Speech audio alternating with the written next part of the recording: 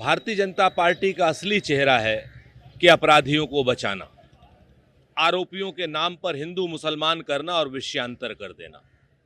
DNA test के जरिए अगर 2 अपराधी पकड़े जा सकते हैं तो सिर्फ एक अपराधी को पकड़ना। नवाब सिंह को पकड़ लिया, उसका स्वागत, लेकिन डीएनए टेस्ट अयोध्या में क्यों नहीं हो रहा है? क्यों? क्योंकि वहां पर इनका झूठ का पुलंदा खुल जाएगा। और रही बात मैनपुरी के विकास की, तो भारतीय जनता पार्टी वालों, पिछले 8 साल से सत्ता आपकी प्रदेश में और 10 साल से सत्ता आपकी देश में है। मैनपुरी का विकास आप क्या किसी और से पूछेंगे या स्वर्गीय मुलायम सिंह जी से पूछने ऊपर जाएंगे? विकास आप ही से पूछा जाएगा। उत्तर प्रदेश के सारे जिलों के विकास के लिए अगर कोई जिम्मेवार है तो भारतीय जनता पार्टी की सरकार जिम्मेवार है। और भारतीय जनता पार्टी अगर जिला देख करके विकास करेगी तो निश्चित रूप पर यह दुर्भाग्यपूर्ण भी है और ये मैनपुरी की जनता के साथ अन्याय भी है और मैनपुरी की जनता का अपमान भी कर रहे हैं। आने वाले करहल के चुनाव में आदरणीय योगी आदित्यनाथ जी, आपको पता चल जाएगा कि भारतीय जनता पार्टी इंडिया गठबंधन से किस बुरी तरीके से हारेगी। इसके साथ के रसद सहायता नहीं दी। ये सब इतनी सी ऐसी बातें केंद्र सरकार कर रही है जिसका ना ओर है ना कोई छोर है। सीबीआई के पास केस है। अगर आप रसद नहीं दे रहे हैं तो हेलीकॉप्टर से आप रसद भी पहुंचा दीजिए भाई, कौन रोक रहा है आपको? इस तरीके के राजनीतिक जो वाद विवाद करके भारतीय जनता पार्टी सिर्फ उस बिटिया के बलात्कार पर राजनीतिक रोटियां सेकने का काम कर रही है। उसके खून के छींटों से वोट लेने का जो कुत्सित प्रयास कर रही है। पूरा देश इस चीज को देख रहा है कि उस बिटिया के बलात्कारियों को फांसी दिलाने की जगह भारतीय जनता पार्टी राजनीति कितनी घिनौनी राजनीति कर रही है।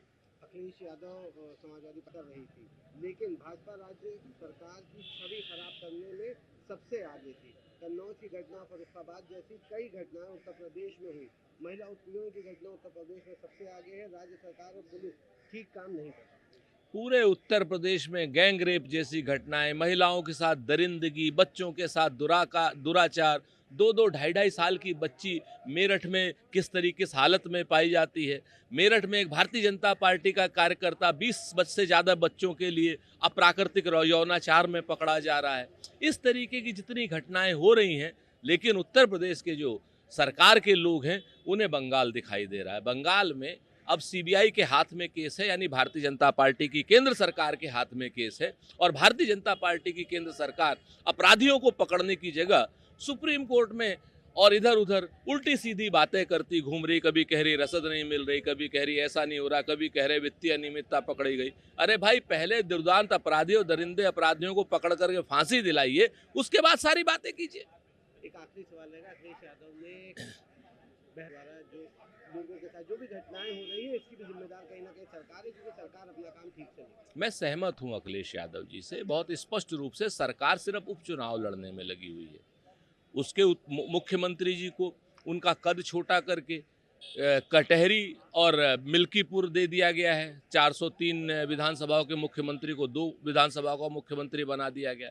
उप मुख्यमंत्री को भी 2 विधानसभाओं का, प्रदेश अध्यक्ष को भी 2 विधानसभाओं का मुख्यमंत्री बना करके आज की डेट में सरकार सिर्फ और सिर्फ 10 विधानसभा क्षेत्र की सरकार रह गई है।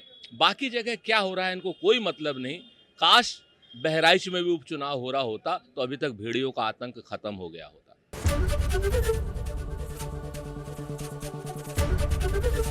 एबीपी गंगा, खबर आपकी, जुबान आपकी।